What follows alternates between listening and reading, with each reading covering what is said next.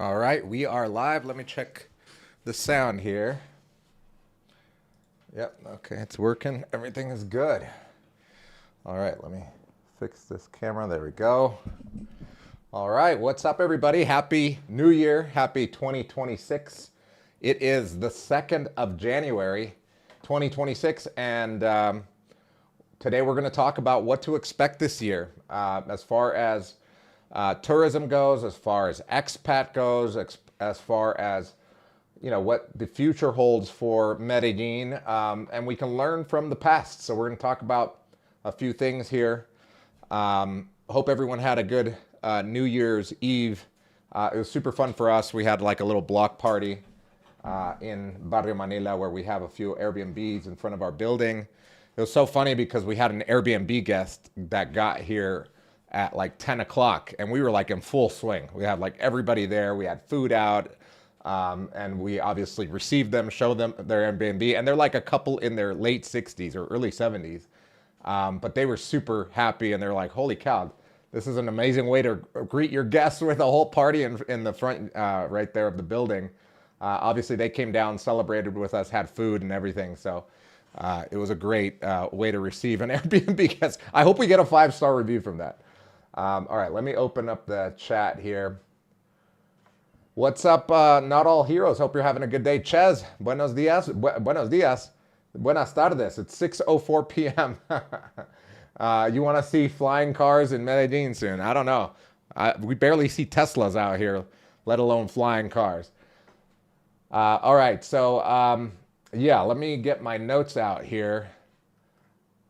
There we go. Okay, so I've watched Medellin change over the last 15 years, going on 16 years now for me. I got here in 2010, and the type of foreigner that has been coming here is now very different than it was when I first got here in 2010. If you're thinking of coming to Medellin in 2026, whether you've been here before, maybe you were just here last year, or maybe you're here now and then you got to leave and come back. I'm going to go over what you can expect to see out here. Medellin is not just for backpackers anymore. It's not for party bros anymore. It actually has changed a little, or a lot, I should say. It's now for families, for couples, for retirees, for people that want to invest and not just like the casual investor, meaning that, oh, I just want to buy one property. I want to buy an apartment. We're talking about seasoned investors that are doing big things out here. So we're going to go over that as well. And Medellin has evolved. If you knew Medellin as the cheap city or the cheap party city, it can still be that. It can still be the cheap party city if that's what you choose to do out here. But I've got news for you. The city is now evolved. It's more expensive for the casual tourist. You've got Airbnb prices that are through the roof. You've got hotel prices that have gone up as well over the last 15 years. You've got high-end restaurants now that have gone up in price. But regardless, even if it has gone up in price, and it will continue to go up in price, it's still half of what you would pay in the United States, and in some cases, even a fraction of what you would pay in other countries to vacation at or to be in for a while. But obviously, if you're watching my channel, you're more interested in being here longer term than someone that's just here, a passerby or a tourist that is coming down here for a weekend.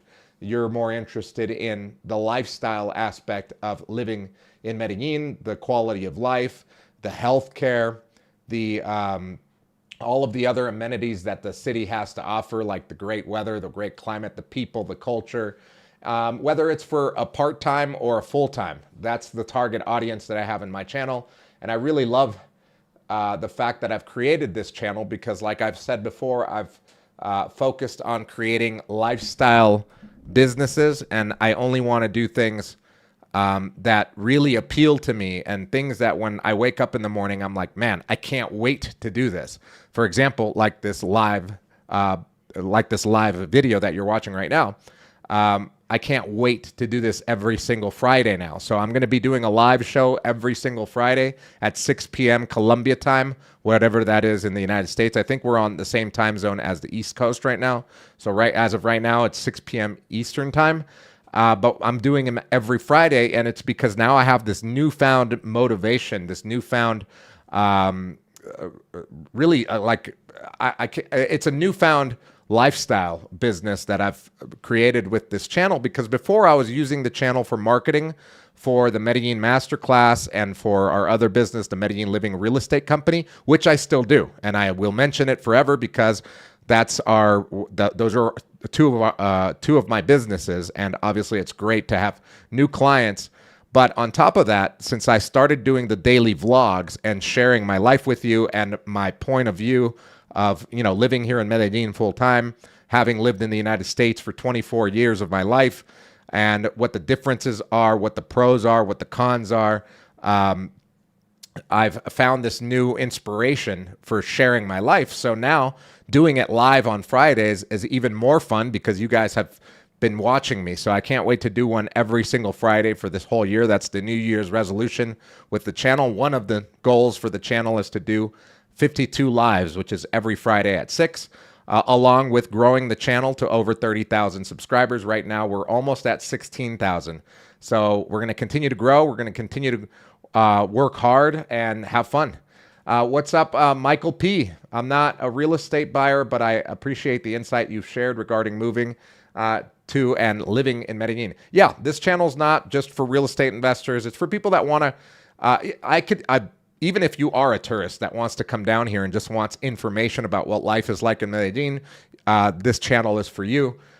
It's not for the people that are looking for women. It's not, you should find that on your own. You should have enough game to do it. You don't need a YouTuber to explain to you how to hit on women. And if you do, I'm sure there are other channels. No judgment there. It's just you're not going to find it here.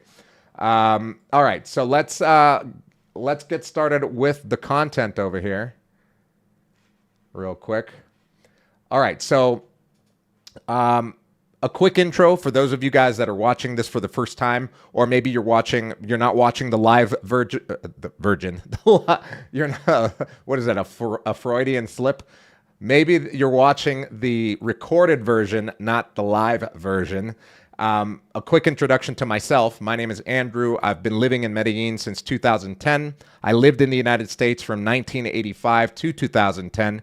I was I went into the country illegally in the United States, but I grew up there since I was 4 years old. I felt American. We were always in the process of getting our papers through, just as many families have. My whole family did get their papers. I was the only one that didn't have my papers. And in 2010, I ran a stop sign. I rolled it. I did the California roll on a stop sign at night coming home from work from the office in Newport Beach. I also had a bunch of traffic tickets, and I was driving on an expired license. So my fees were about $4,000, between $4,000 and $5,000. I don't remember the exact amount, but I just remember that I didn't have enough money to pay that.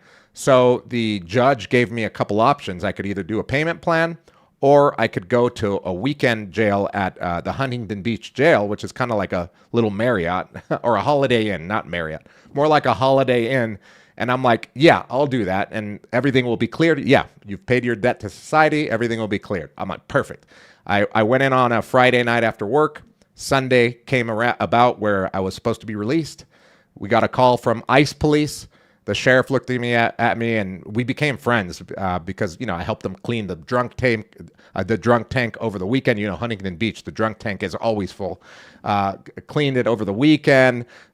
We made dinner and lunch with them with the sheriffs and the deputies. So he looked at me, and right when I saw the look on his face, I'm like, "What's going on?" He's like, "You've got a call from ICE police," and I'm like, "What the hell is ICE police?"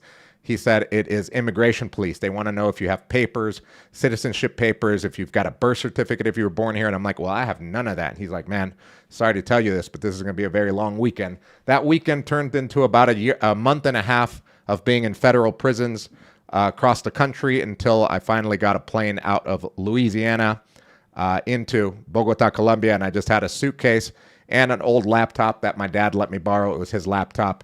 And I had to start my life all over again in 2010 in Bogota, Colombia. Luckily, I had a cousin. Thank you for letting me crash on your couch in Suba. If you know Bogota, you know Suba. which is like a lower middle class neighborhood, a nice neighborhood. It was safe. But yeah, it was definitely a big culture difference and a culture shock from living in Huntington Beach, California, Main Street. I lived very close to Main Street, working in Newport Beach for a lawyer that Kobe Bryant used. And Kobe Bryant, Vanessa's cousin, was actually a paralegal there, and we were really good friends there at that law firm. And so imagine going from that to sleeping on a couch with no money, just a suitcase in Bogota. So that was my intro to Medellin. So or to Colombia. After that, I discovered Medellin, and I said, I love Medellin more than Bogota, so I'm staying here, and I made my life here. Now I have a family. I've got a kid out here 16 years later. I've got multiple businesses, a lot of friends, a lot of family. If you saw the last video I posted, you saw our block party for the New Year's. So my life has definitely changed for the better, I believe, and life is good.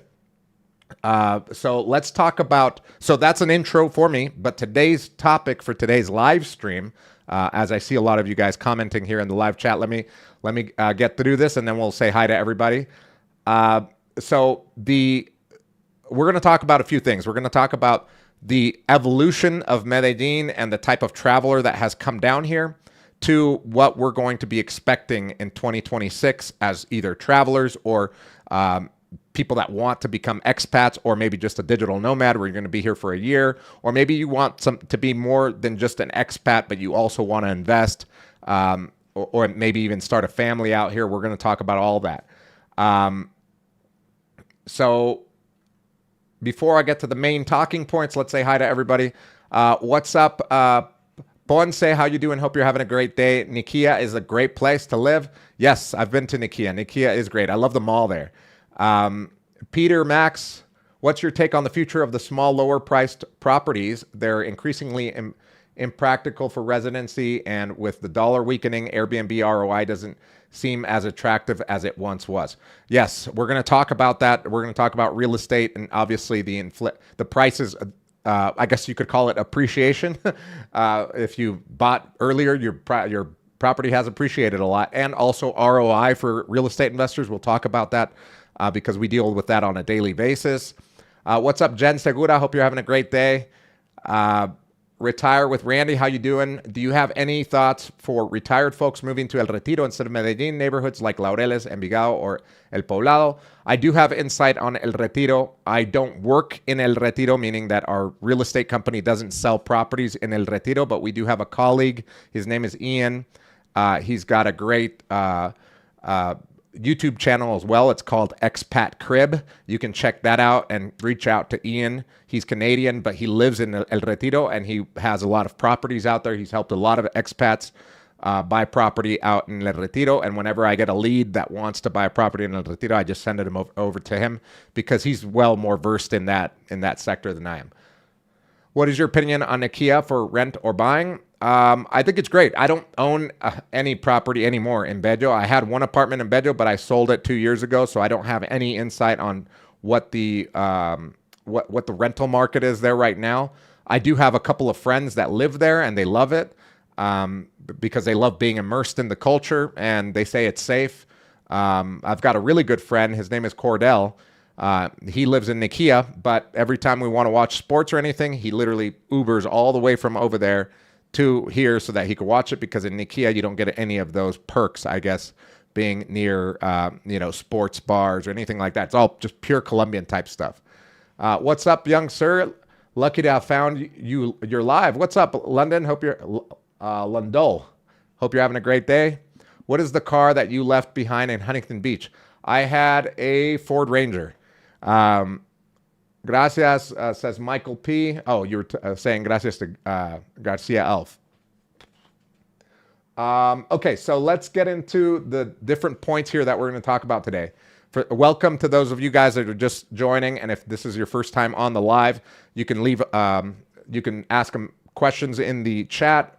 I will get to them as I get through this list of things that I'm going to talk about today.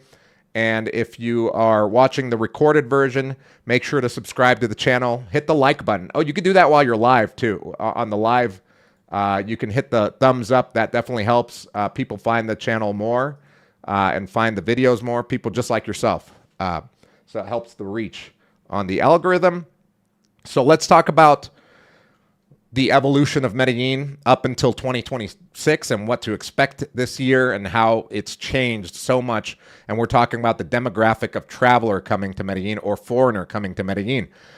So let's start with 2010 when I first got here. In 2010, that's what you would call, I guess, the backpacker era. And it was kind of like the end of the backpacker era because backpackers had been coming to Medellin for many years. It was one of the top destinations to hit up on Lonely Planet for a while. But even before it was mentioned on Lonely Planet, people would come through, backpackers that were starting, all the way in Argentina and working their way north up South America. A lot of them would go through Bogota, but little by little, they started to discover Medellin. So then you'd see backpackers coming through here. So when I got here in 2010, it was already a backpacker destination. There was maybe at least 10 to 20 hostels across the city. Today, there's probably over 100 hostels across the city, maybe even more than 200 hostels now. But back then, it was only like 10 or 20 hostels, and they were well known, and they would throw parties. They would do language exchanges. I actually, when I first got to Medellin after living in Bogota for 6 months, I got to Medellin and I stayed at a hostel called the Black Sheep Hostel. And it's so funny how the world works and how life works. Is the owner is a Kiwi. He's from New Zealand. His name is Kelvin. Great guy. He would do. So I stayed at that hostel for 2 weeks until I found a place to roommate at here in the city. But while I was there, I met the owner, and he would do like these barbecues, like New Zealand style barbecue, and you just have to pay like 20,000 pesos, and it was kind of like all you can eat barbecue, and it was like such an amazing deal. And he'd have like little language exchanges, little parties there. I discovered the city through the hostel because they had other things to do. I was kind of broke back then, so I was not doing anything high end. I was basically doing what backpackers do, discovering the city by going on the metro, walking everywhere. And that hostel is in the same neighborhood that I live in now, 16 years later, almost 16 years later, in Patio Bonito, and it's only 2 blocks away from my house now, which is insane because when I first got here, I'm like, man, this is a nice neighborhood. And it is because it's part of El Poblado, but it's a flat part. You've got really nice apartment buildings with amenities. And I'm like, one day I would love to live in this neighborhood. And that one day is now. So I thought I'd share with you that with you because I thought it was pretty funny. And that's the way the world works. I guess that's the way the law of attraction works. But back in 2010, it was kind of the backpackers were in full swing. Lonely Planet, I think at some point, maybe it was like 2011 or 2012, named it like the #1 backpacker destination because of the hostels and the low cost of everything. So there were very little full-time expats down here. There were very little foreigners that were living here full-time. There were very little retirees. The expat community has always been great here, but back then it was very tight-knit, but there was no Facebook groups. The only group that was, it was called a forum. If you remember, if you're old enough to remember what forums were, there was a forum called Poor But Happy, and that had been existing for a while for the expats, travelers, and backpackers that were coming through here to communicate on. And I remember the owner shut it down because it got so toxic. He even got threats. I forget where he was from or his name, but it was very famous. It was called Lonely Planet. So back in 2010, that was the vibe. It was backpackers. Everything was cheap, but it was kind of difficult for me being here because, remember, I came from Southern California. I feel and felt like an American coming into a country that I knew nothing about, that I had been deported to just because I was born here. So I was discovering everything, and there was so many cool things about the city that I loved. I was like, first of all, the weather. Second, the people, and even third, which is amazing for me to say this, but it was the food, because there's such a big difference from the garbage that you eat in the United States, especially when you're young, and especially when you don't have a ton of money to eat out or buy from Whole Foods, because that was when Whole Foods started to come out, Trader Joe's and all that. But that was more expensive. Healthier food in the United States is more expensive than it is here. So I got in really good shape, started playing basketball out here. So the culture definitely was awesome. But I did miss a ton of things about the United States, including the fast food that didn't really exist here. McDonald's existed here, but it was super expensive. McDonald's is where like rich people go to eat. It's not for poor people like it is in the United States. So I was missing a lot of things. There was a Hooters here, but it was very expensive. I was kind of broke, so I couldn't really go there to watch games all the time because beers are like triple what they are at the liquor store. So, you know, it was harder for me.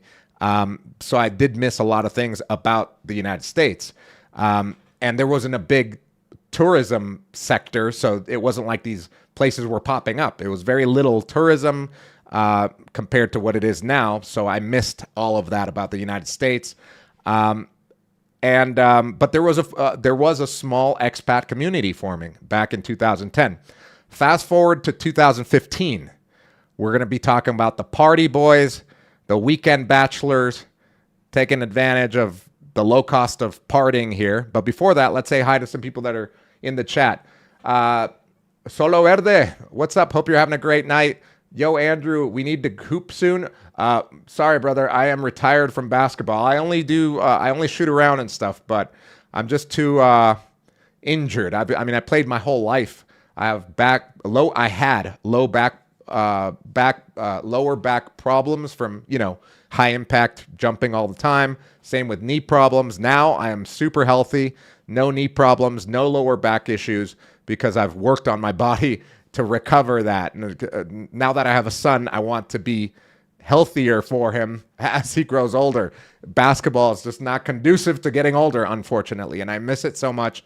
But I'm getting into golf. So if you play golf, come down here. I'm thinking of joining the Rodeo Country Club this year, so I'll be able to invite people. You still have to pay, but I can invite you in. What's up from the Blues? Greetings from Paso Robles. What's up? Hope you're having a great day. Luis Londoño. Sorry, my bad. Ryan, what's up, Ryan? Would love an update on the price of investment visa now with the minimum wage increase. Great. Okay. Well, I could tell you real quick. It's going to be about $150,000 for the minimum investment. You just have to do the math. And we'll go over that here in a minute on how to do the math because it just depends on the exchange rate as well, right? It's always going to be fluctuating, but it's going to be around $150,000. Happy New Year, brother, says Daniel. What's up, Daniel? Excited to hear your insight on all the new stuff in 2026. Jen says, nice. I'm from the Bay Area, yes, I lived in San Jose for 2 years in 2005 to 2006. Definitely doesn't have the same reputation, Garcia says. I also lived in Barrio Buenos Aires, La Quinta Linda, above the mall, La Central. I lived with my girlfriend and really enjoyed it. Yeah, I lived in downtown near Buenos Aires. I lived in La Candelaria and yeah, loved all those areas. I just don't like the hills. Jason says, I'm in Medellin right now trying to finish my paperwork. I was born in Cartagena, Cali. I was adopted as a young child. Now I'm retired. I want to settle here. Nice. Welcome back, Jason. Rodrigo says, deleted message. Okay. Science is Easy says, can you rent a nice apartment for $500 with AC? Yes, you can. You can absolutely do that with $500. The AC part is going to be a little harder because not everybody puts AC units in their buildings. Especially if you're going to be living like in Envigado, like in the hills, in the hills of like Belén, you can find really nice apartments for $500 a month. But in El Poblado, you can find smaller apartments for $500. But if you want your best bang for your buck, you're going to want to go outside or the El Poblado has many neighborhoods. More adjacent to like Envigado, which is like Zúñiga, La Frontera. Those type of neighborhoods, you'll find great apartments. Some with AC, that's going to be a little harder, but you could always put it in yourself. It's not too expensive. It's a split unit. They do split units most of the time here. Ponce says he's from the Bay Area, Redwood City. Nice. MK Ultra Vibes. Why am I trying to say it like that? I have such a hard time with these names. MK Ultra Vibes says, you have any videos of vets living in the off their VA disability and what do they do with health care? Well, there's a VA office here, first of all. you can Google VA office, Medellin, Colombia, and you'll find it that there's two. There's one in Sabaneta and one now in the city of Medellin. So all of those questions can be answered there. But yes, great idea for a video. I should do one of those soon. Rodrigo says, Happy New Year. Happy New Year to you too. All right, let's scroll down here. DJ Banny says, I used to live in Ventura County. Now I'm in Barranquilla. Looking forward to visit Medellin. Nice. Yeah, my brother lived in Barranquilla for 2 years. They loved it. Now they live here. Jason says, okay, so he's talking to MK Ultra. Okay, all right. So we're caught up with the chat here. Let's go to the evolution. We talked about when I first got here in 2010. That was the backpacker era. And I believe it was more like the tail end of the backpacker era. We still do get many backpackers that come through the city, but it has evolved and we get much more tourism of a different kind. And I'm going to go over that. That was in 2010. In 2015, that's when you started to notice more and more party bros coming out here.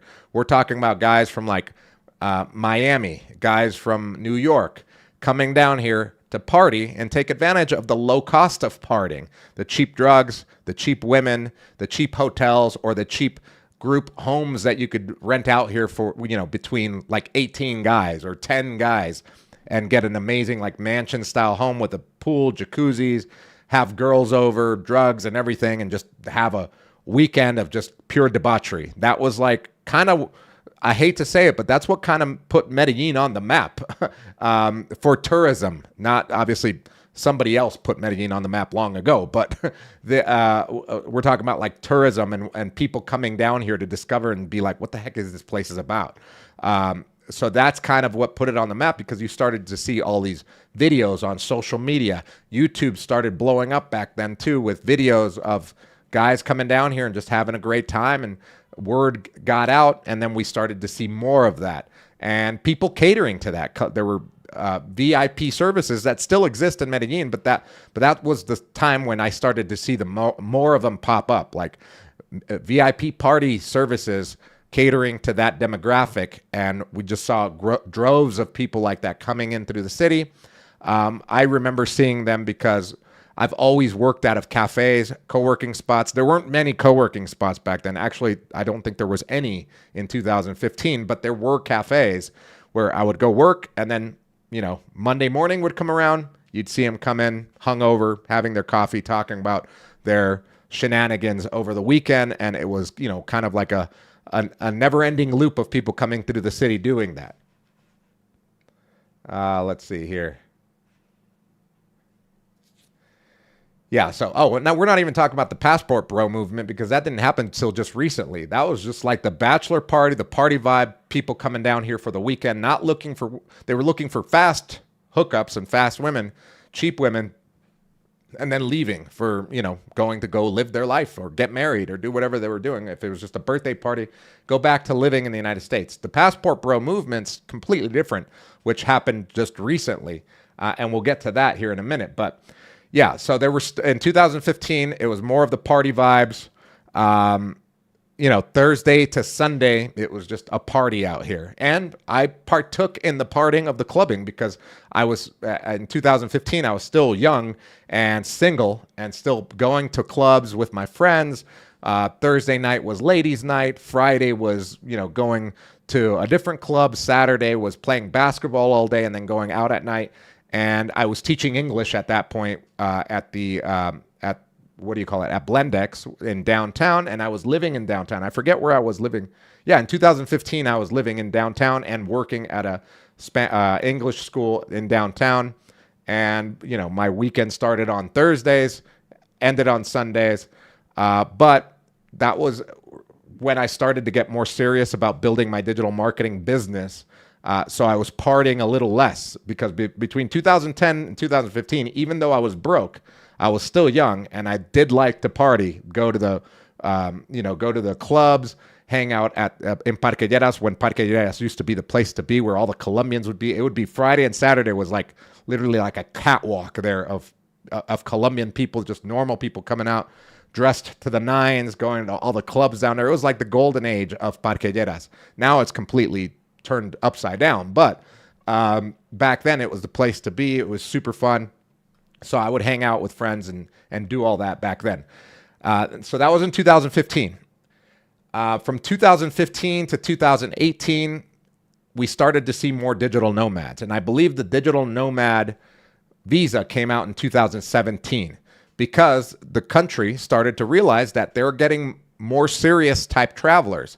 It was not, it went from backpackers in 2010 and before 2010 to party people in 2015.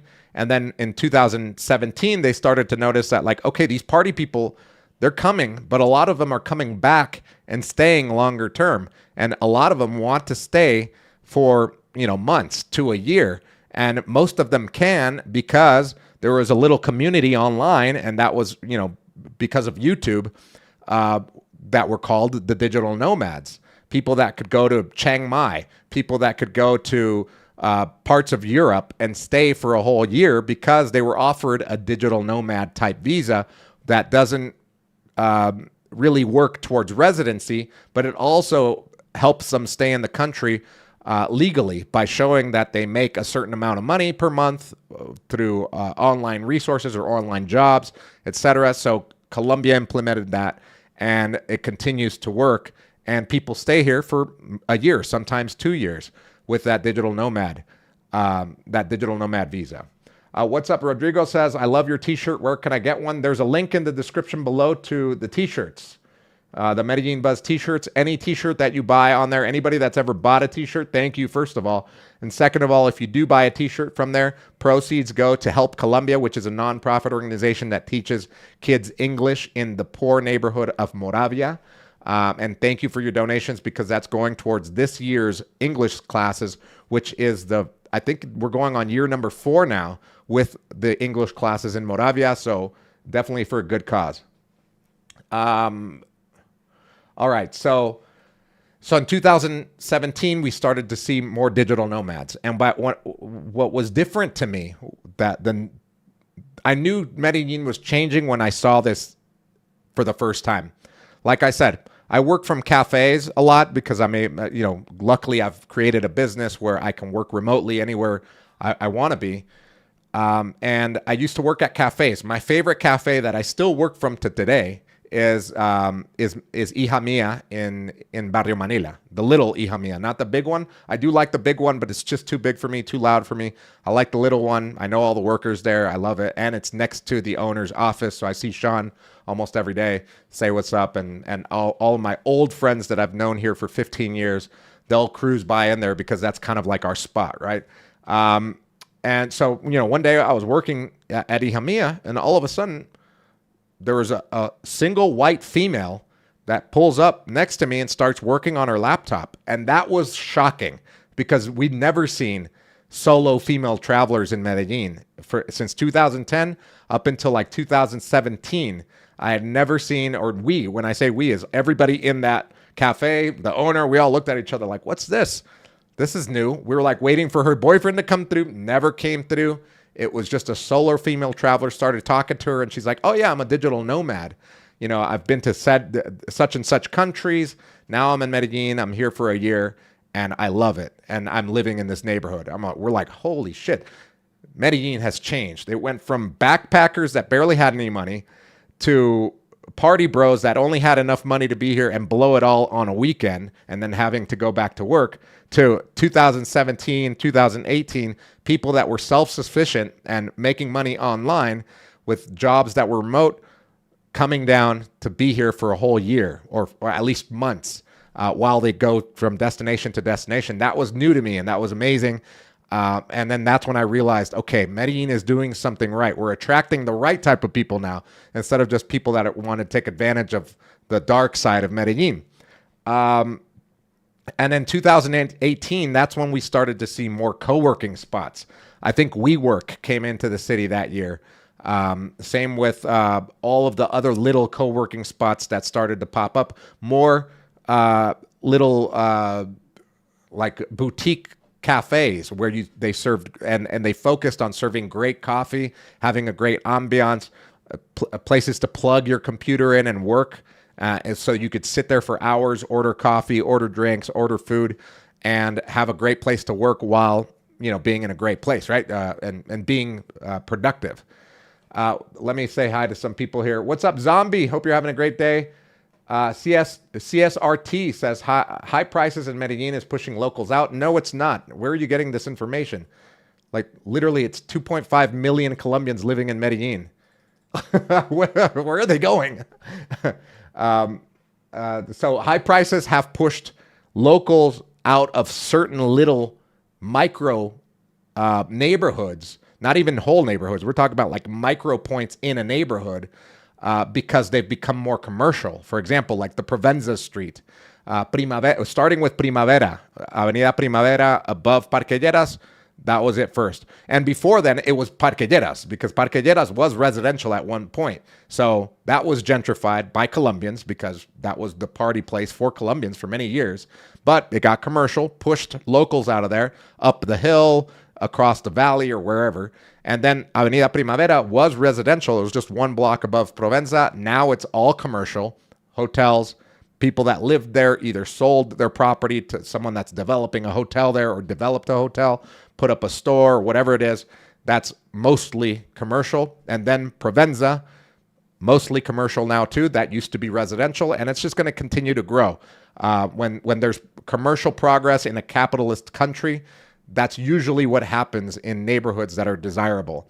It doesn't mean that there are not Colombians there anymore, because most of those, I would venture to say that 98% of all of the businesses in El Poblado are owned by Colombians. There are very little that are owned by foreigners, because for one, it's really hard to start a business here if you're a foreigner and you don't speak English. And the people that do invest in Colombia that are foreigners, they have real money, not people that are going to set up a shop, right? They have real money to invest in development, and they're the ones working with Colombians to develop the city. The people that are being pushed out, we're talking about like middle to lower income neighborhoods. For example, like in places like Zamora, places like even Ciudad del Rio, where there used to be big companies of manufacturing companies. But since Medellin has a scarcity of land to build, they're moving those manufacturer companies into small towns like Guarne, which is another case, and I'll get to that in a minute, like Guarne. So all the workers from those manufacturing plants moved to that neighborhood to make way for developments for where other people can move in and live. So now what's happening to towns like Guarne? It's an ugly town, but it's getting more developed because now you have these manufacturing plants coming into those towns, and new people with some money, with more money than the locals in those small towns, and it's getting more developed, and I guess you could say some level of gentrification. So I highly suggest you read up on it and read up on the real cause of rental and property spikes, instead of just assuming. That's what ignorant people do. For example, it's happened in Mexico City, in Barcelona, where they take it out on the tourist. They take it out on the foreigner that's there just enjoying the city, when in reality there are bigger things at play that the locals can do to change, like voting for better people. Your elected officials, you could vote for better people to handle this situation. They didn't handle it well from when the pandemic started till now. Construction has been shit.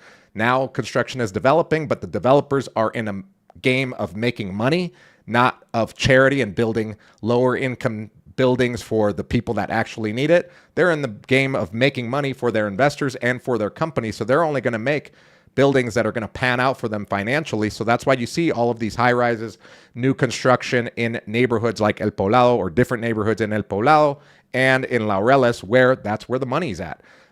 So if you elect good officials, which I think that's what's happening now, we're going to get to what's going to be happening in 2026 in Medellin, but I think that's what's happening now. And also locals have started, there was a time like 2 years ago where you would see signs of like, gringo, go home.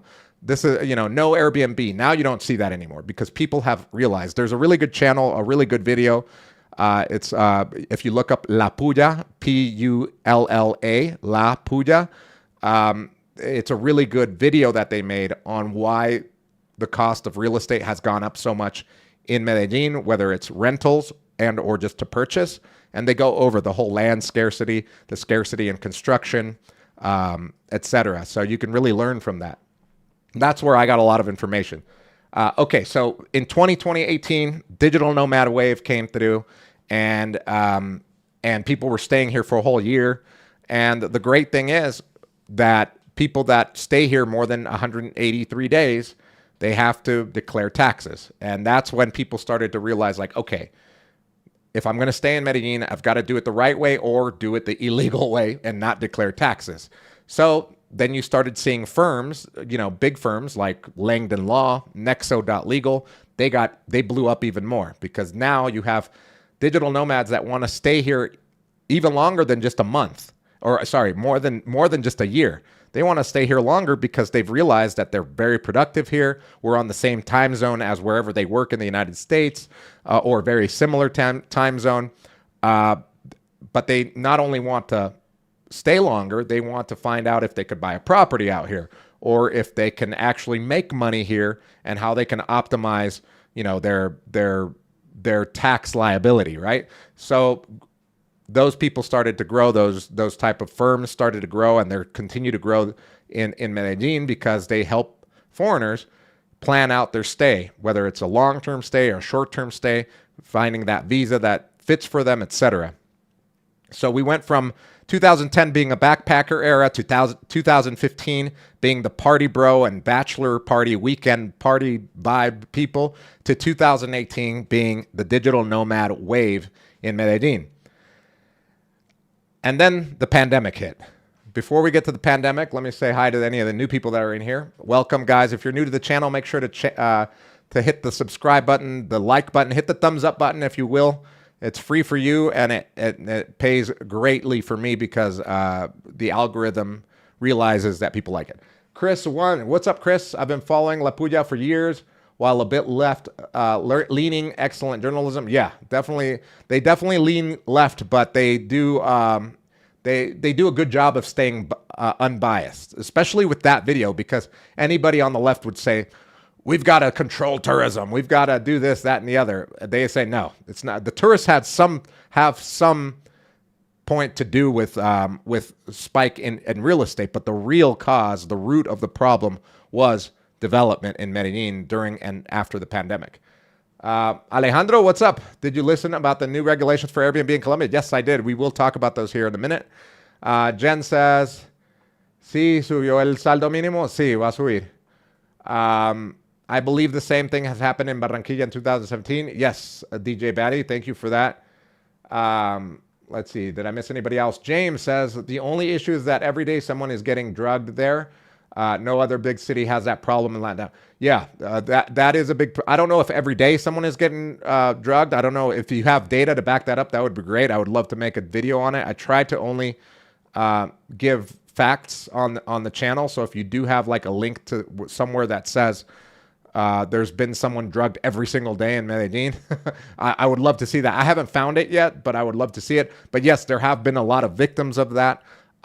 Maybe a lot of victims that don't watch or get informed on the city and come down here for a quick hookup, or maybe just people that get drunk and then put their guard down while they're partying out here. But it seems to have quelled here in Medellin the last half of last year. I saw less headlines of that, less headlines of foreigners being overdosed and all that. So hopefully people have learned, and also of people being arrested, not only just like the woman doing it, but it's like a group, right? Like the gang. Whole gangs being arrested for that and being sent to jail for many years, even if they didn't actually delete someone on accident. Like in some cases, they've been being sent to jail for many, many years, and that has been on the headlines. There was one recent one that they put up, some woman and the gang that was involved. They all got sent to jail. So I think the police have stepped up their game on that, and hopefully that will happen less this year. Could you retire with $400,000 in Medellin? Yeah, absolutely you can. You could definitely retire with $400,000 in Medellin. Hold on, let me see. Let me do this calculation real quick. So you have $400,000.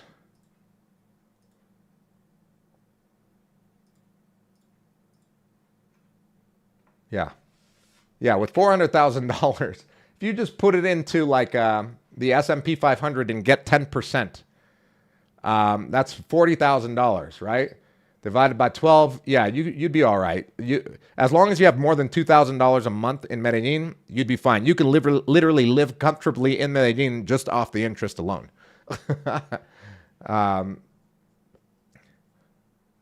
Rodrigo says he got kidnapped in 2023 and persecuted his captors. Now they're doing time in jail. Yeah. So people have, the police have been stepping up. The justice system has been stepping up on those type of cases out here. And since I am literally always looking at the news because I have this channel making videos about Medellin, promoting the good side of Medellin, but I also talk about the negatives, the cons in Medellin. Those are the videos that have done the best for me. The video that has almost 240,000 views on the channel is a pros and cons, where I am very honest with the cons about the city. I'm always reading the news and I'm abreast to everything that's happening here. So I can honestly say that the last half of last year was the year since after the pandemic, since maybe 2022, where I saw less headlines about druggings, kidnappings, and obviously overdoses on escopolamina or whatever other drug they're giving people to sedate them while they rob them. So it's been less. I think it's because of what you were just talking about. The police getting involved more, arresting more people. Also, tourists being more savvy, realizing that, hey, this is not Kansas anymore. This is Medellin, where shit goes down. And if you're not aware of the things that can go wrong and you put your guard down, things can happen. And I think people are just becoming more informed nowadays. Yeah. So let's, what's up? The Chosen One says, Andrew, keep doing what you're doing, bro. Trust me, it's people like you that attract people in Medellin. Positive mindset attracts positive energy.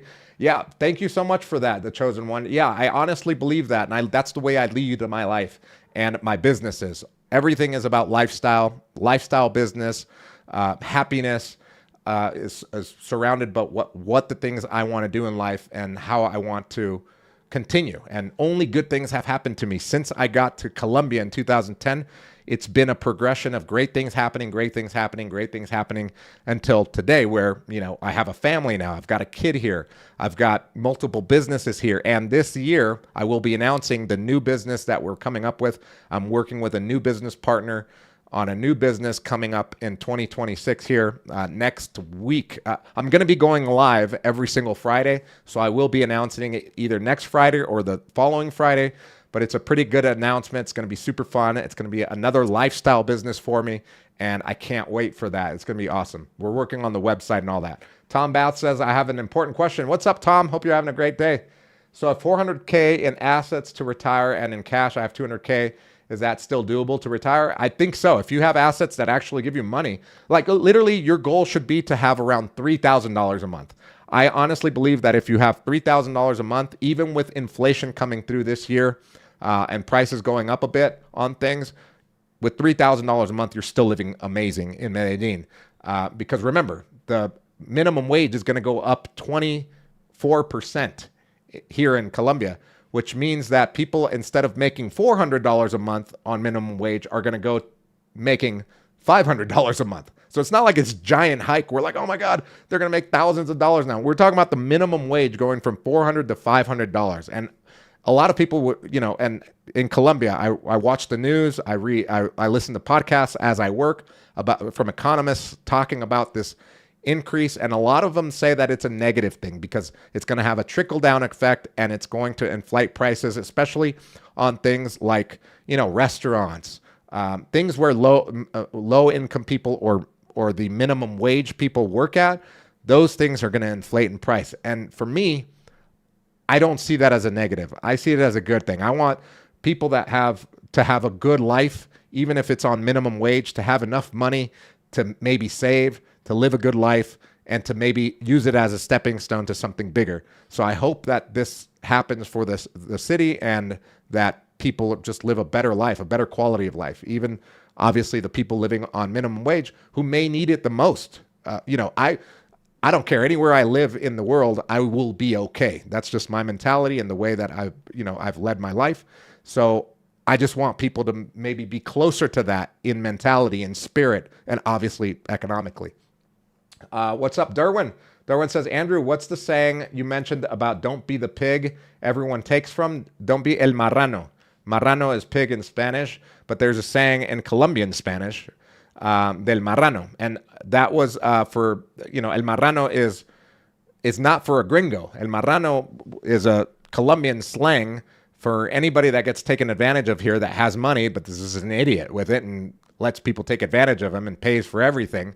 There are even people that are Colombians that get taken advantage of by other Colombians, just like in any other city in the world, any other culture in the world. There are people that get taken advantage by others. So you don't want to be, I guess in English, the closest thing that could be, but not really, is maybe just like a simp. Don't be a simp, but el marrano could be taken advantage by just your neighbor asking you for something, asking for favors, asking for money, or you going out to the club with friends and you pay for all your friends, and nobody chips in, right? That's weird, right? Then that's what a marrano is. Let's see. Hey, Kathy says, happy birthday. Thank you so much. Happy early birthday. My birthday's tomorrow, but thank you so much for that. The question is, isn't it your birthday tomorrow? Happy birthday. Yes, Tom Bath, tomorrow is my birthday. Thanks for the early birthday wishes. Congratulations on your achievements, says Jen. Thank you, Jen. Congratulations on your achievements as well. Futbol Solamente says, I'm 6'5". Dang, why are you trying to put us down?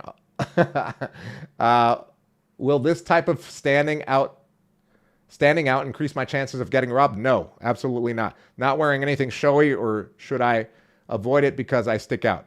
No, that will not make you stick out. Robbers want an easy target. I don't know. A lot of you may not be very street smart, which I totally understand. Not everybody grew up like I did or how other people grew up. But usually someone that's, hitting a lick, trying to rob someone, they want to do it the easiest, most frictionless way they can, which means they're going to target older people. They're going to target women. They're going to target teenagers, people that are not going to fight back. A 6'5" guy, you don't want to approach that. I'm 6'3". I know that I'm not a prime target. If anything, people will look at me and be like, okay, we're not going to mess with that guy. Let's go hit on the old man that's walking across the street that has a cell phone or whatever. Although, if you've read the news or read up on Medellin statistics, this last year, statistics on petty theft have gone down almost 30%. That means there's 30% less of those petty robberies like cell phone robbings, bag snatching, being held up, etc. That has gone down. The city has gotten safer in that regard. So I think you'll be okay. Michael says, probably retiring and moving to Medellin this summer. Joined your masterclass. Yes, nice, Michael. Visiting next month. Can't wait for everything. Yes, it's going to be awesome, guys. By the way, Michael just mentioned the masterclass. If you're new to the channel, if you don't know about the Medellin masterclass, it is a masterclass that me and my business partner put together. It's a 6-hour course. It's an online course that you can take whenever you want. Once you join, you've got access to it for life. We update it every year with new stats, now we're having an increase in minimum wage, which means that there's going to be an increase in the visa requirements, minimum investments, etc. So all that's going to change. Obviously, we update that as the years go by. But the Medellin Masterclass is a 6-hour online course with 22 modules of everything you need to know about moving to Medellin permanently or semi-permanently if you're going to be living in the U.S. and coming down here for 2 months, 3 months, or just 50-50 out of the year.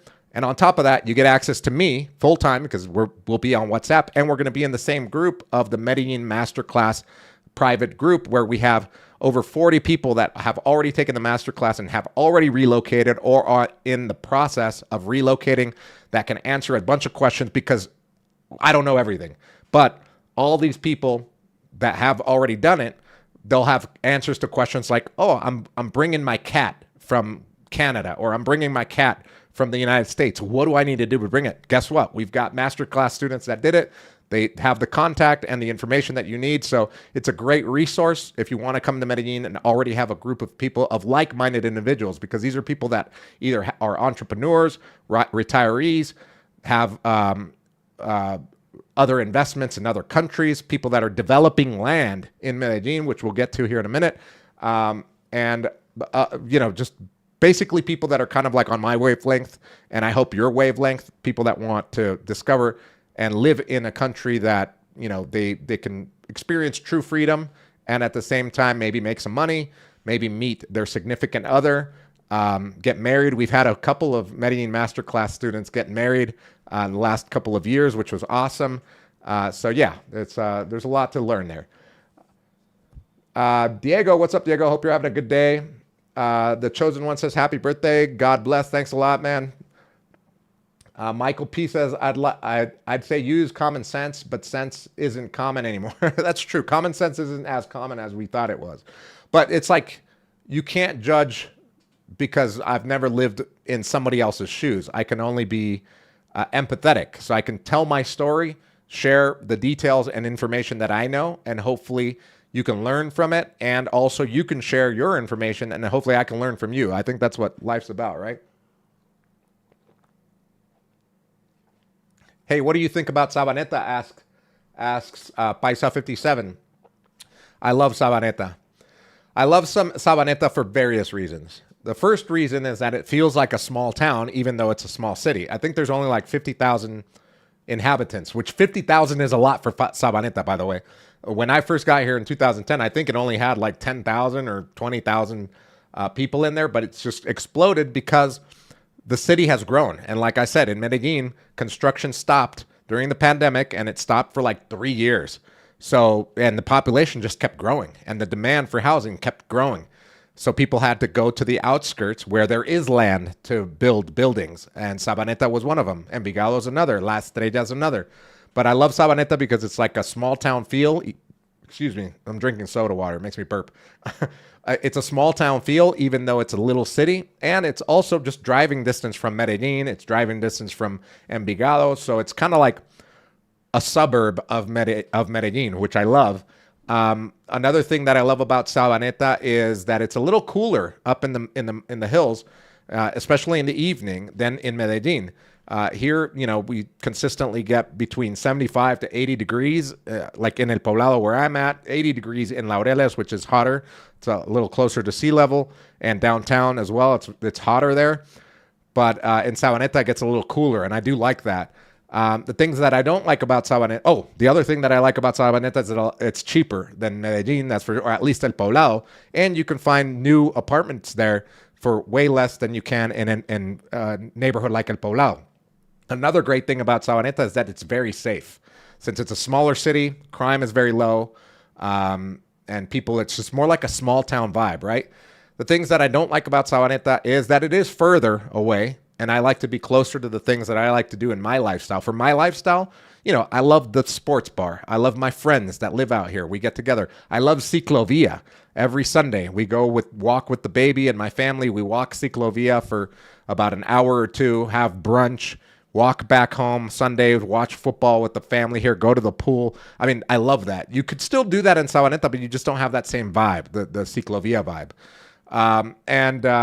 And the other thing that I don't like about it are the hills, because I walk everywhere. Sabaneta is kind of like in the hills, so I like to walk everywhere. I have a car, but I barely use it, so that's the reason why I don't like Sabaneta as much, but that's just a personal reason. It's not like a structural reason or anything like that where it's like dangerous or something like that, right?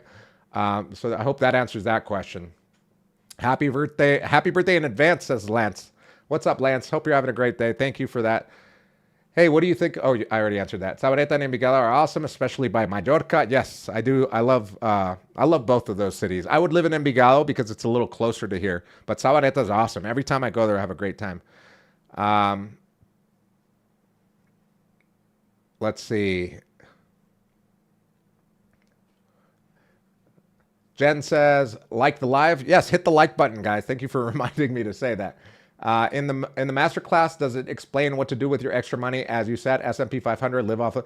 Bro, if you join the master class, you're going to have 30 to 40 people that are all entrepreneurs, a few of them that are more than millionaires that have made their money through investments. So you're going to have basically firsthand access to people that are doing the dream. That's why I've been growing. that's why this year my plan is to develop land and build a structure, because in the masterclass, there are already people that have done it and that are showing us how to do it, and we could all do it together. So it's like one of those things, show me your friends and I'll tell you who you are. So we've developed this circle of friends now that are better off than we are, and they're helping us and pulling us up, because I've never met a hater that does better than me. It's people that do better than you will never hate on you. They want to pull you up, and that's what this group is about. Brun Max says, happy birthday. Thank you so much. It's tomorrow, by the way, but thank you for the early birthday wish.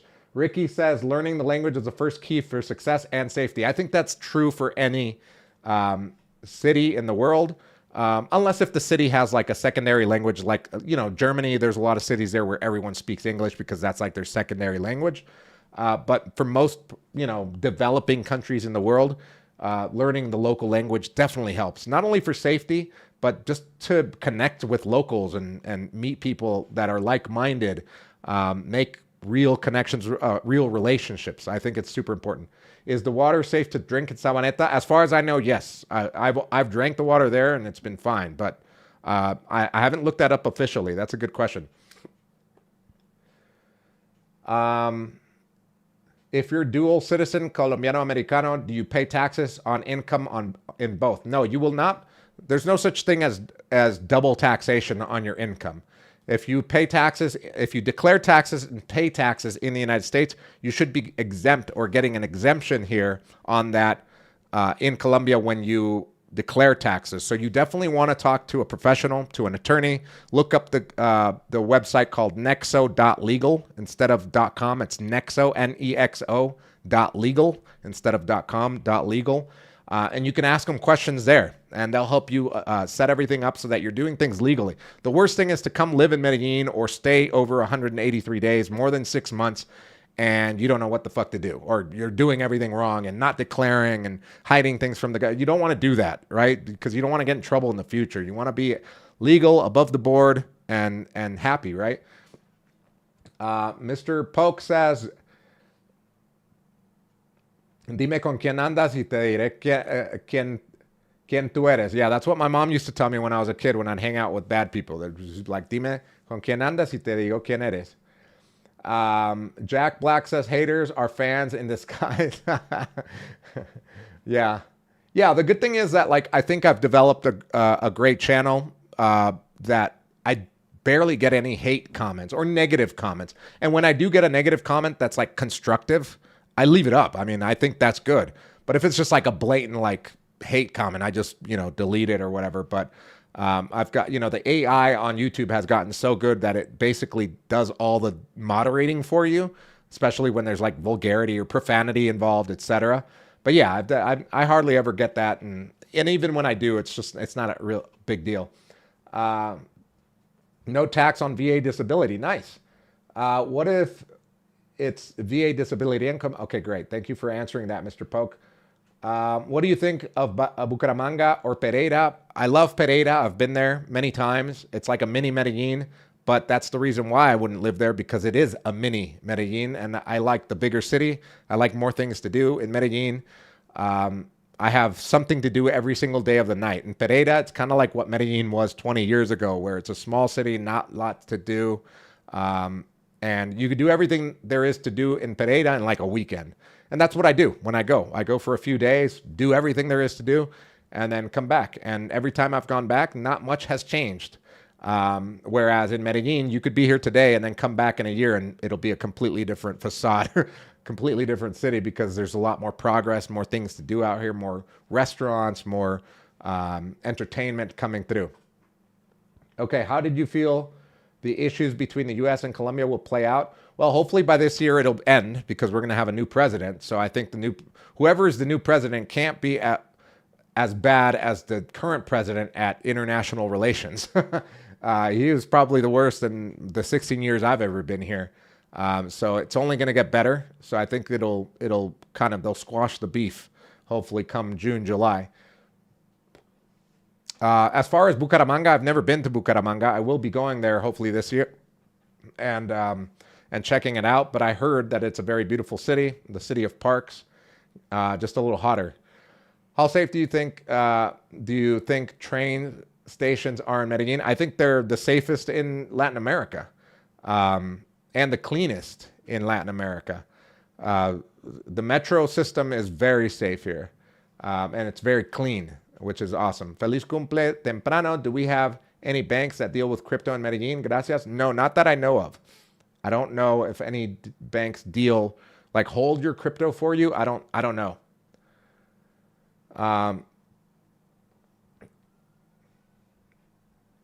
So Antonio says, I've been here since December 26th and leaving January 8th. I speak Spanish 100%. My girlfriend is a paisa, and now I am actively looking to buy. Where do you suggest? Depends on what you want out of it. If it's a lifestyle play, then you have to go towards what your preferences are. For example, if you like the more secluded, more private areas of El Poblado, with nice amenities and a view, yeah, you're going to want to be in like the hills of El Poblado. There are 22 neighborhoods. So that alone, just choosing the neighborhood within El Poblado, it's going to take some time. And then number two, if it's not for lifestyle, but you want high return on investment, then it just depends on what you want to do with the property. For example, if you want to buy an older property in an older building that's very low price, and then you're going to build into it, like remodel it, put $50,000, $60,000, $100,000 into it and rent it out for high ticket, that's possible too. Or maybe you just want a turnkey investment to just earn the moderate 7% every month. Then you could do that, but it depends on what your budget is. So when you're ready, all you got to do is click the link in the description below to the Medellin livingrealestate.com form. It'll take you to a form. You fill it out. Somebody on the team will get back to you and start talking to you on WhatsApp to start strategizing, to send you some options so that you can weigh them, right? Condo or home? Well, the likelihood of a home is very low because the inventory is lower. And when you do find a home, even if they're old and need remodeling, it's going to be more expensive than a condo. So it's probably going to be a condo of some sort. Okay, so let's get back to the content here. Okay, so we're talking about the evolution of Medellin. So in 2010, it was mostly backpackers. In 2015, it was like the party bros, bachelor parties. 2018, we started to see the digital nomads, the digital nomad wave, and then the pandemic hit. Like I said, during the pandemic, there wasn't much action, and there wasn't a lot. They closed the borders, so there was no tourism coming into Medellin. But once the borders opened up and people started to flood into Medellin, because during the pandemic, people were watching videos that were made before the pandemic about Medellin, about life here, the lifestyle, how cheap it is, how great the people are, how good you feel because of the weather, the quality of the food. Everything can be better because you get a quality of life upgrade in Medellin because you're paying less than what you are in the United States for better quality stuff. And even if you're paying less for living expenses than you are in the United States, you're still in that upper 20% of people that make, $2,000 or more in Colombia or in Medellin. So you're part of like the upper class. So you feel better. You're in a great neighborhood. You're around other great people, etc. So people were watching that during the pandemic. And once the borders opened, the floodgates opened into Medellin, and then we saw a bunch of different type of travelers. One of them were black people. I hadn't seen black people since I left the United States. I'm talking about not black. There's a lot of black Colombians. I'm talking about like African Americans from the United States. I hadn't seen them since 2010, since I got deported, all the way until, right before the pandemic, right after the pandemic. It was just an explosion of a lot of black people coming through. We're talking about groups of black men coming through for party purposes, obviously, or just for tourism purposes as well. And the real turning point is when I started seeing solo black female travelers. I was like, okay, now we're attracting even more of the type of people that we should be attracting. People want to discover the city, discover the culture, learn the language. Language schools here blew up. We're talking about schools like the best school, which is right now, it's called Blink Spanish. That's the best Spanish immersion school in the city. That school blew up. It owns like half of Barrio Manila, and they've got their classes there. Students live there. It's amazing. But you started to see a diversity of people coming through. It wasn't just the white people coming here. It was actually, other Hispanics and other black people as well, and other races. When we started to see Japanese people come in, and we're like, what the hell? This is awesome. It's definitely changing the way that, the type of traveler that Medellin started to attract. That was after the pandemic. And most of the people were still only here short term. Even if they were on a digital nomad visa, they were here for like 6 months to a year, and then they go off to their next city. So it wasn't like people here permanently. The people that were coming here permanently were a little bit more older. They were like the retirees that were looking to come to Medellin and stay here and retire here. We started to see some of that. That's when the VA office opened up in Sabaneta. So we started to see more of that coming through in the city. The expat community start to grow a little bit more back then too. It was like, I'm talking about like 2021, 2022. The expat groups on Facebook started to grow, more started to form, and we started to see a bigger community of people that were staying here, but it wasn't what it is now. It was still very small. So that was right after the pandemic. So come 2023, 2024, we started to see something very different that I hadn't seen before. Apart from black people traveling here and other races traveling here, we started to see families. I'm talking about like couples with kids and grandparents.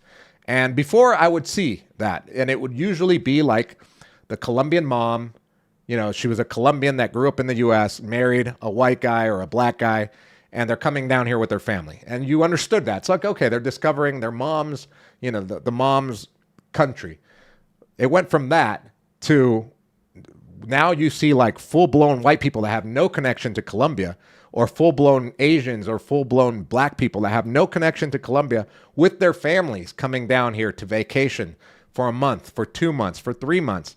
Some people stay here the whole summer break that their kids are on, which is awesome. That's like a whole different new type of person that has been coming down here. And that started around 2023, 2024 when I started to see that.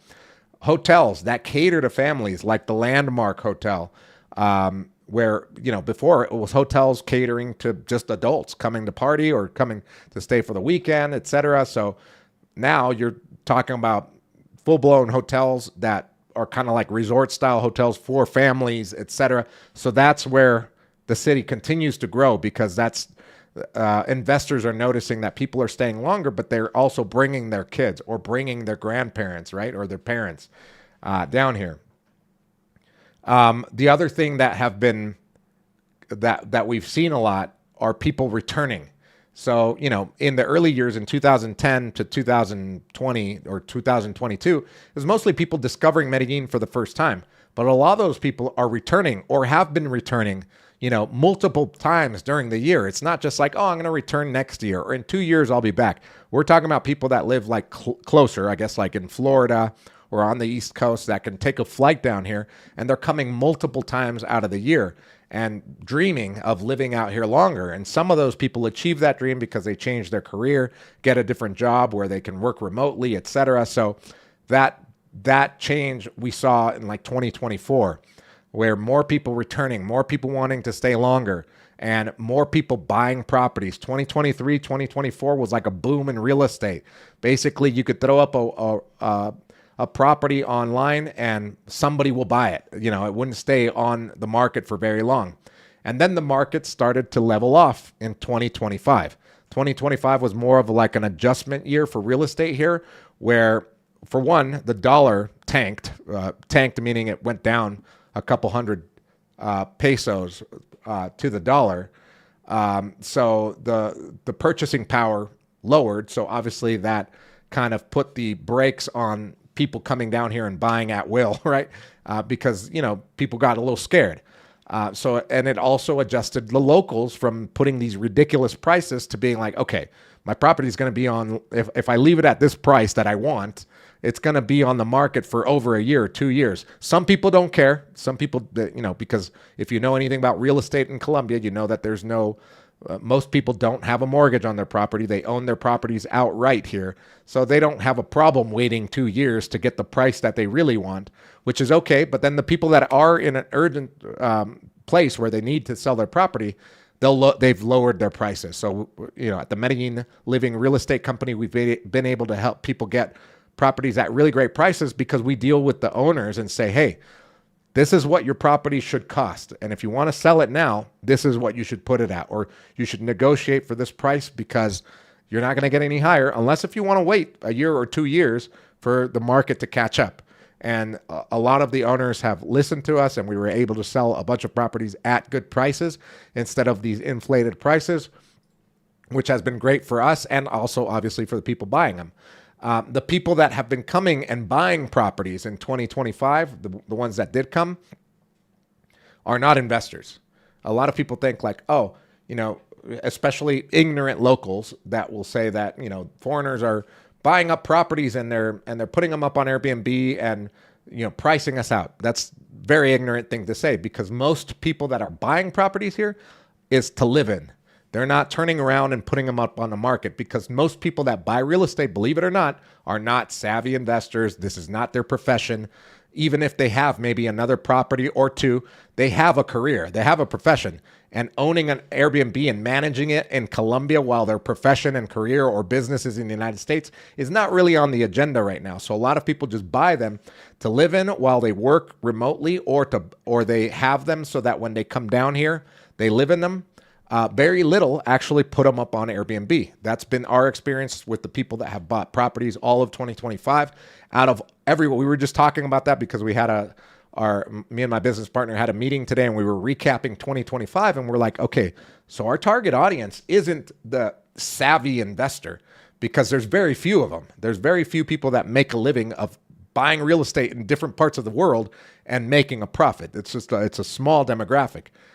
Our main target audience are people that love the lifestyle of living in Medellin, want to have a property out here and live in it. And that's our target audience, helping someone find a good deal, not get overpriced or overcharged or scammed, and helping them go through the purchase process of a property down here at $200,000, right? That's like the average price of an apartment across the valley, a good apartment in a good neighborhood, in a good building.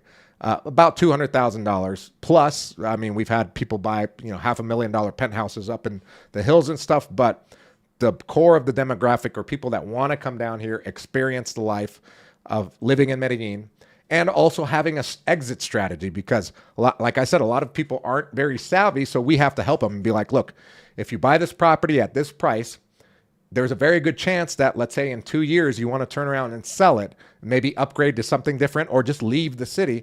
You will be able to sell it because you're not paying overpriced right now. So you have an exit strategy, which is super important. I think it's one of the factors of the many factors that have given us success is being able to help people feel confident in their purchase. So in 2025, we started seeing more of those type of people come to Medellin where they want to buy a property, not for investment purposes, but to live in. And in 2026, I think that's going to continue. And it's proven because all the leads that we have coming in are people that want to have a property out here, not for the return on investment, where if you do focus on that, you can get great returns on investment. And we'll talk about that here in a minute. But if you want to live in it, you could find a great property and at a low price that has amenities or is close to all of the cafes and restaurants, et cetera, where you can enjoy life, right? And not everybody is fortunate enough to have like a business that they can handle remotely or a job where they work remotely. So a lot of people do go back and forth. But a lot of the times those properties just sit vacant because they don't want to deal with putting it up on Airbnb because there are legalities. And we're going to go over that here in a minute about, the legalities that are changing, the rules that have been changing, which I am all for. I own multiple Airbnbs out here, and we have a property management company and a real estate company where we sell real estate. But I am a proponent of regulating Airbnb and making it stricter for people to put properties up on Airbnb for a couple of reasons. Number one, it keeps people safe. That's number one. First and foremost, it will keep people safe. When people come down here and invite hookers off the street to their to the property, it keeps people safer. If you're following all of the rules that the government is applying to owning an Airbnb property out here, it could keep people safe and keep and track records of people, etc. That's number one. Number two, it also helps with not pushing people out of residential buildings. Residential buildings should not be treated like a hotel, in my opinion. I think if you want to buy a commercial property and do daily rentals, buy into a commercial building, and that is zoned specifically for that and for that function, not where you have families and kids. Like in the property that I live in, we've got like 100 units in this building, or in these three buildings. We've got a pool, we've got a basketball court, we've got the sauna. I would not want someone coming here for the weekend to throw a party and have drugs and prostitutes over, and my kids out here with my mom at the playground. So I'm a very big proponent of having those regulations so that we can avoid those type of clashes, those type of dangerous situations that sometimes, right?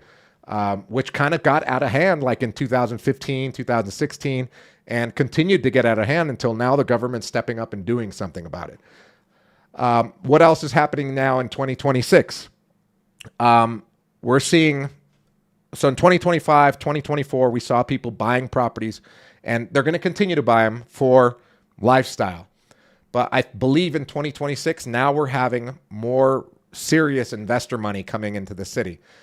We saw it with the Wake project and with Morph and Wall by Linares. These are giant buildings that are dedicated to short-term rentals. They're zoned commercial. They're not zoned residential. They're specifically to be put on Airbnb or any other platform. Obviously, they would, if I were them, and I'm sure that they feel the same way, people that are in the Wake building, they don't want to be on Airbnb because Airbnb charges too much.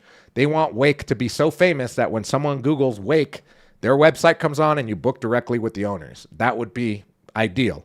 But since each owner kind of owns themselves, most owners will put it on Airbnb as well. And obviously, people will find it through Airbnb. But the point of the matter is that we're having more serious investors putting money into development projects. For example, Wake, Morph, those are all done by locals. But now I'm hearing people that want to put money into, for example, and this is a goal for this year. If I buy an old house here, let's say in El Poblado, in a neighborhood in El Poblado that's trendy, that's close to like Provenza, etc. If I buy an old house for, let's say, $1 million, it's like a 3-story old house. It's got a lot of space, and it's zoned in the neighborhood. Usually zoning in Medellin allows you to build up to 6 stories with an elevator. I could probably make a video about it and go live and say, hey guys, I'm opening up spots and we're selling shares at X amount of dollars. And to own a share, you've got to put down $50,000. With that, you also get the investor visa here, which works towards permanent residency. All you got to do is keep renewing it about 2 or 3 times over the course of 5 years, and then you can apply for residency. On top of that, you get a return on your investment of $50,000. You own shares in the building. And when we sell, you get that money back and plus whatever profit, right? And on top of that, you get a monthly check in the mail or deposited into your account of any profit that we have starting at this date, X, right?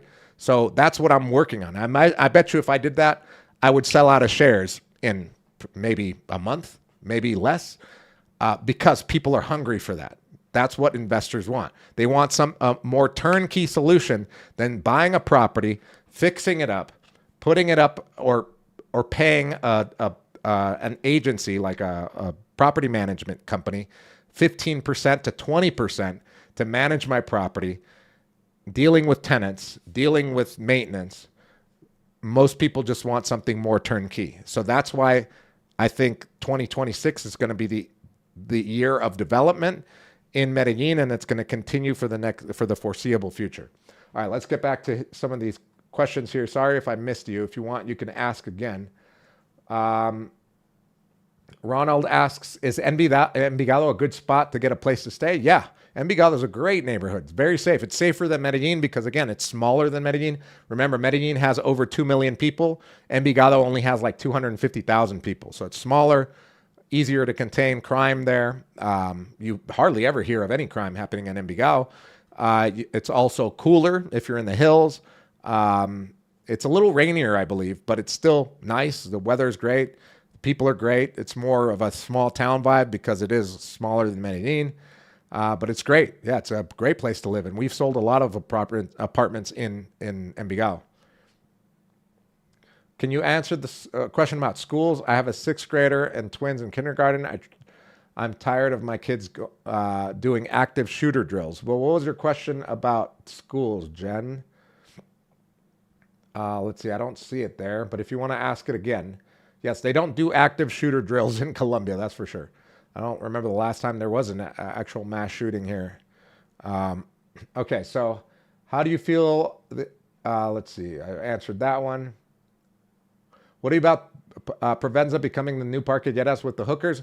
Kunker, I think it's going to be the opposite. Right now, there's been so much money put into by investors that I'm sure they're lobbying to not only clean up Parquilleras, but to move it completely out. That's what I've heard through the grapevine, by the way.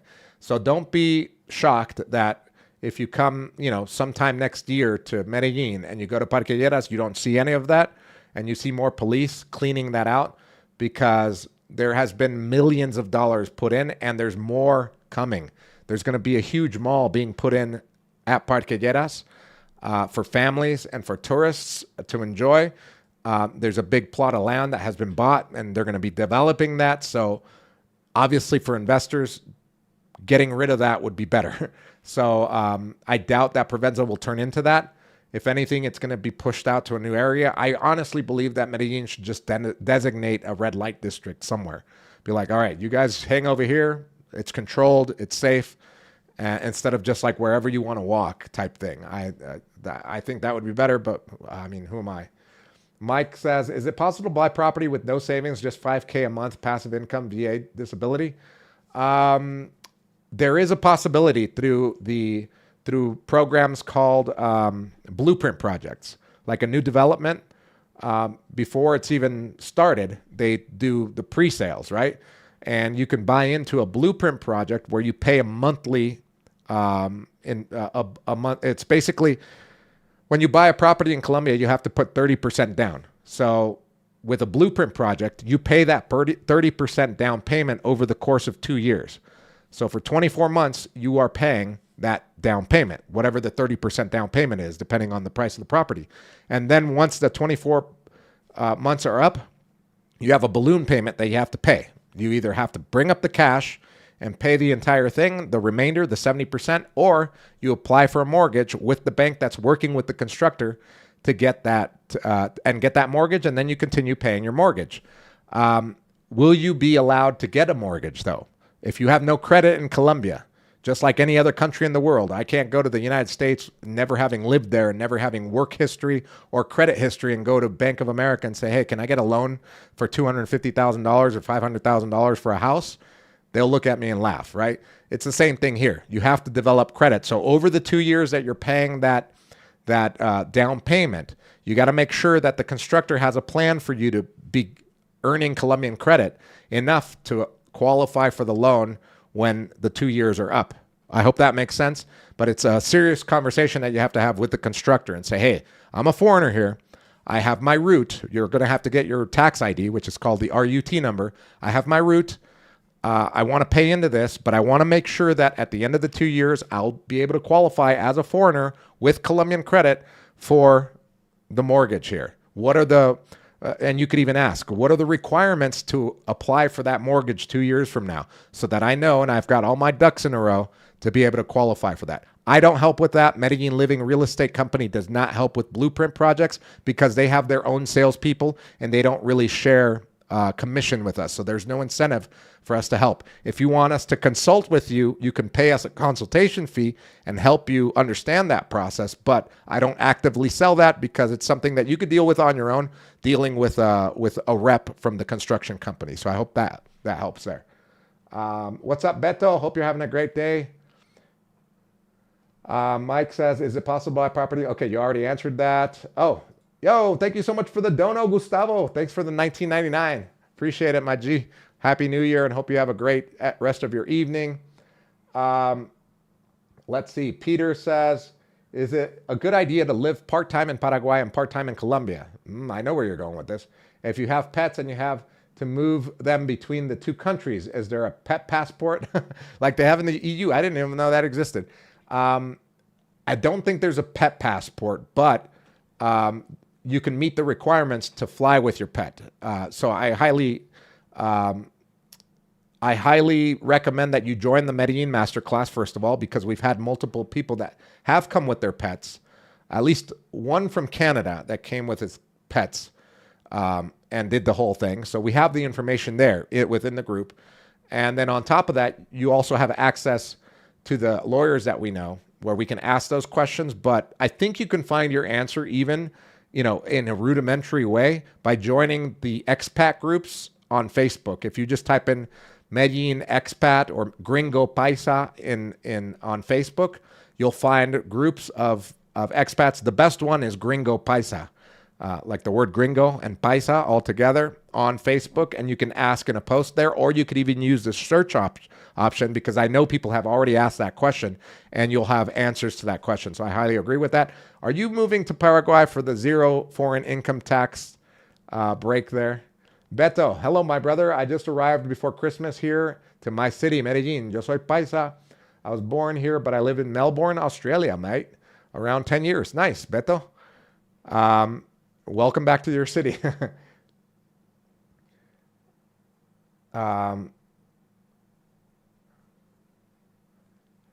DJ Banny asks if I know the guy from Borderless Office. No, I've never met that or seen that, but thank you for bringing it up. I'll check it out.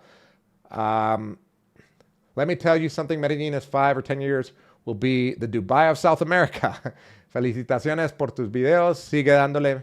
Me gustan mucho. Gracias, Beto.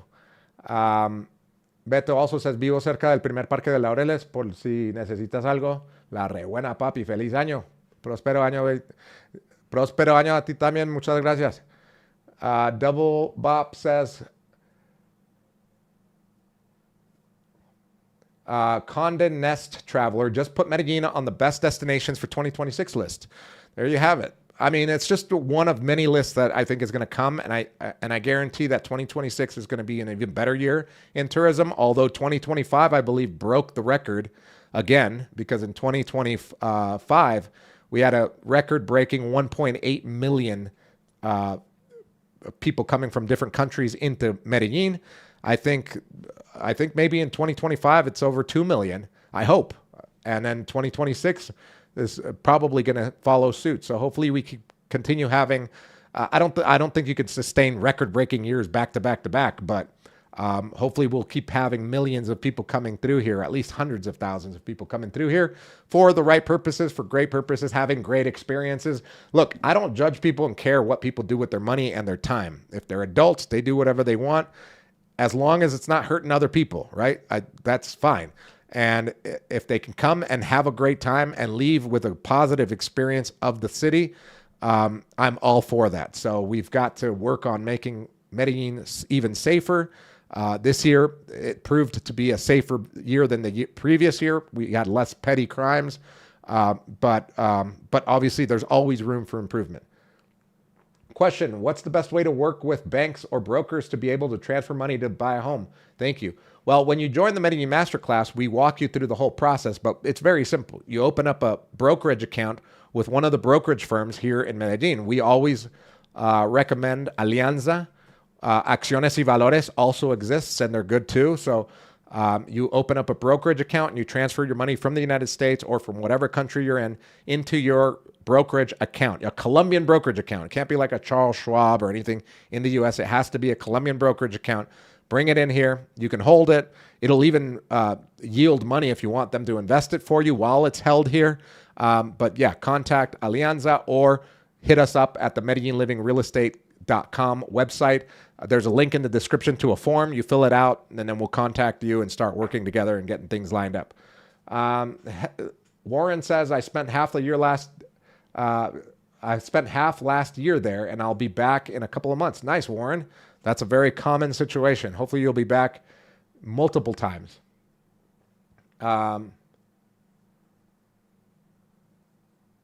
You see that Banco da Vivienda Panama lets Colombians save and earn APY in US dollars. That's good. I did not know that.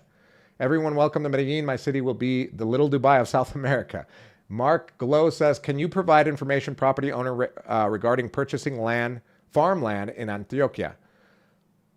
As far as I know, I've never sold or purchased land, but as far as I know, it's the same process as buying a property. It's the same, title due diligence has to be done by you or your attorney. Hopefully it's an attorney that does it. There's going to be a purchase agreement to sign and a closing to be done at a notary, and then you get title. As far as what the land has on it, I think that's depends on the development in that area, right? If you own property in Medellin and want to sell it for profit, how long does it take to put it back on the market and sell it for a profit? It all depends on the price point. And it comes down, like when we do comps as real estate professionals out here, it's through price per square meter. So if you're in a certain part of the city and the price per square meter is over what it should be there, it'll probably sit on the market for a while. I've seen properties on the market for over a year. I've seen properties that go on the market and they're sold in 1 to 2 months because they priced it to sell. So it just depends on how much you want to make. Well, I guess what you bought it at and what you want to make on it, right? And how fast you need it to be sold. Okay, let me see. Anybody else that I missed here? Jen says, Colombia born, but small town. Just wondering how it is in the big city. Is it like US, base of the neighborhoods? Yeah, Medellin is kind of like a bigger city, I guess, in the United States, but it's just a different vibe because the urban planning is different here than in the United States. Some places feel more dense. Definitely a lot of traffic. So if you do commute during peak hours, you'll be in traffic. I always avoid driving my car or taking an Uber around 5 p.m. to 7 p.m. because those are like high peak hour times where a 15-minute drive might be 30 to 45 minutes. But other than that, it's a faster pace than the smaller towns, that's for sure.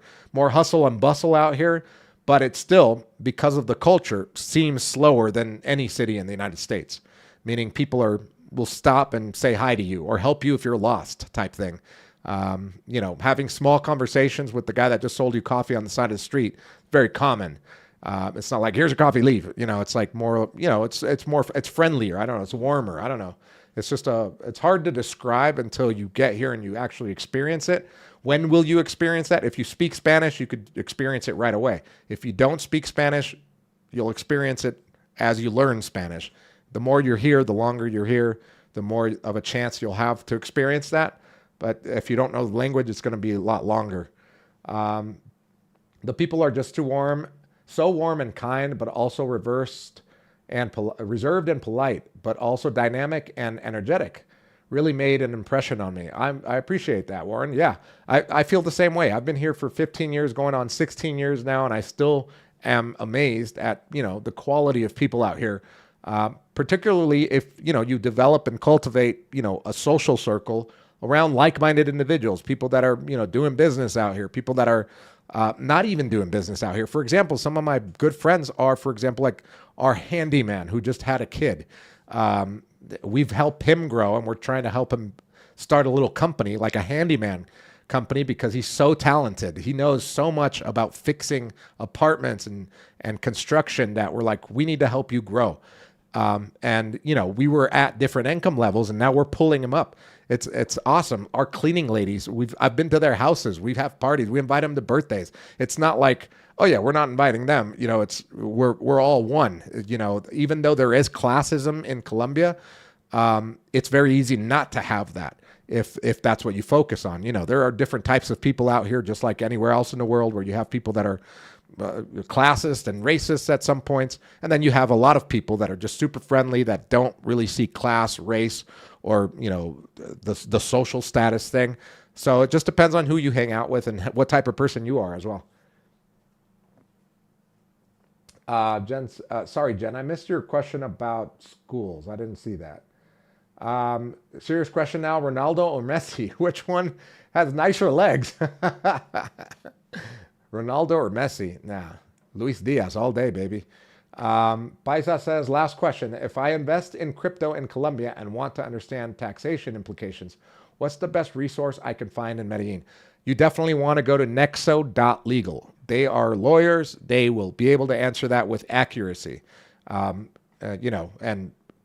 I would do the paid consultation with them, because that's a more serious question and you want someone to take time to answer that. Yeah. So for 2026, there are some new updates on regulations when buying particularly daily rentals or short-term rentals in Medellin, which basically, if you are buying a property out here, or you have a property and you've been renting it out, or you want to rent it out when you buy, if it's in a residential building, you have to do the long-term contracts, meaning more than just a month. 30 days or above. You could do those type of contracts, and you have to comply with some of the regulations that the city has. For example, you have to have it registered with the Board of Tourism, etc. If you're buying a property and you want to do a short-term rental, then you have to make sure that the zoning allows for short-term rental of the property. If you buy a property in a residential building and it's zoned residential, but you want to rent it out for a week, I want to do weekly rentals, or I want to do daily rentals, you'll get in trouble, because the property is not meant for that legally. And if they catch you, they will fine you. And maybe even kick you off the Airbnb platform. I don't know what the repercussions are, but I don't want to find out. I will find out for informational purposes, but I don't know them yet.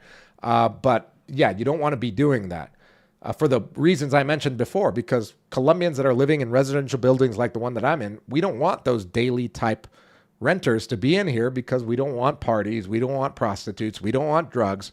We don't want late night music going on, because we pay handsomely to live in these beautiful residential buildings with amenities that we enjoy. I'm okay with seeing the pool 90% of the time vacant, but I know that when I go down there, I'm not going to have half-naked people partying. That's not what I pay for, and we don't pay HOA fees for that either.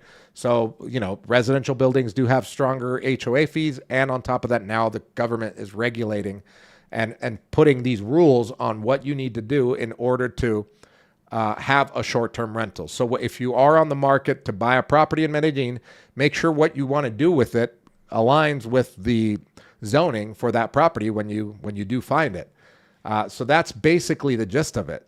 I don't know where all these people found or online are saying like Medellin's going to be out of Medellin, or Medellin Airbnb is going to be banned from Medellin. I think they just do that for the shock factor, for people to click on the link and watch the video or read the article. But none of that is happening, and it won't happen. There's more regulations, more things that you have to follow, which will make it harder for people that are just like the layman. Like, my grandma has a property and I'm going to put it up on Airbnb. I don't know any of the rules, but I'm just going to put it up. I made a profile. I gave a fake tourism board number and put it up on the website. Now the government is tracking that more and hunting those people down so that they do comply. What has happened since the new mayor has come into office this last year? FICO shut down thousands of illegal Airbnbs like that. What happens to those people? They get shut down, they get fined, but they're given the opportunity to get everything in line and then put it back up on the platform, which is completely fine. And I think that's the way it should be done, as long as you're following the rules. And one of the rules is that if you are registered with the Board of Tourism, when you receive a guest, you've got to get their information. You've got to get a copy of their ID. They've got to fill out a little form, and then you send that over to the tourism board so that they can keep track of all this stuff that's happening. And I think that's a good thing, because if something happens to your guest while they're with you and they go missing or something like that, at least you have all their information that you can give to the tourism board, you could give to the police, you could give to the embassy, or whatever it is that you need to do to help that person. So more control, I think, is better. And on top of that, it also puts the brake on, or it slows down pushing locals out of their residential buildings here, because obviously now they're getting serious about putting a stop to short-term rentals in residential buildings, which will obviously quell the increase in rents. I think the rents are still going to go up because inflation is going to go up this year. Minimum wage is going up, so there'll be a trickle effect, but at least it's not going to be due to people getting pushed out of their residential apartments because it's turning into a Airbnb. You know what I mean? Jen says, yeah. Oh, you're asking about schools. So I've done a ton of research for schools because my son's a year and a half old, and in 2.5 years, he's going to start, kindergarten. And like the prestigious schools out here, the private schools, the most expensive ones are going to be around $10,000 the entire year.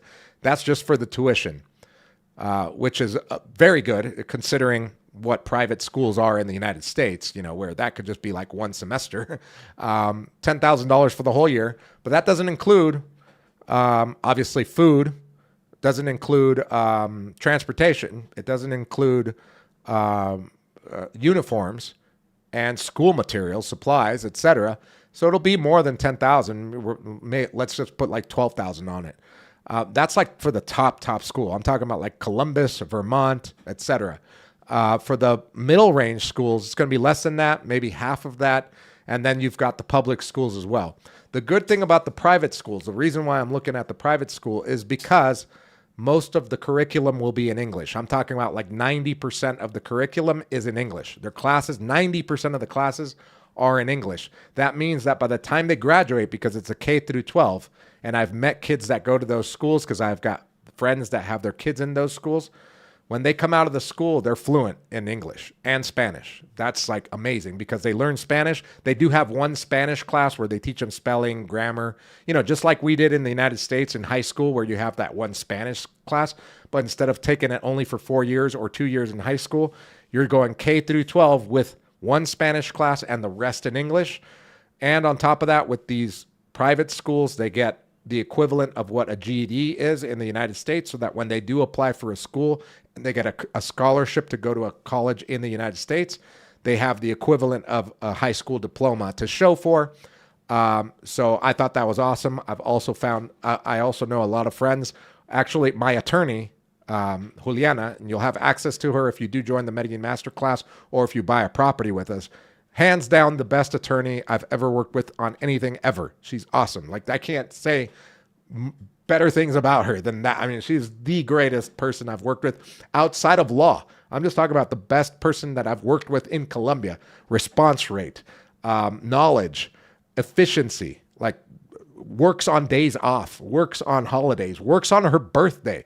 Like, she's like me. She's just an entrepreneur. She's got her little firm. It's more of like a boutique firm, just her and a couple other people that help her out. But she is amazing. She went to Columbus School and graduated there. And she's the one that wrote our letter of a recommendation for that school. So I highly recommend a school like that because I've seen the outcome, right? I know what it can produce. I'm like, okay, all I could do as a parent, I'm not going to give my kid a ton of stuff, because stuff he can work for and he can gain on his own. But what I can give him is the best opportunity or the best shot at life through education. And I think knowing English is a huge plus, being bilingual. Okay, so Warren says, my main Airbnb buildings had no short-term rental notice posted, but I am a stay a month or more, so no one really noticed. The security guards are cool on very good terms. Nice. Okay.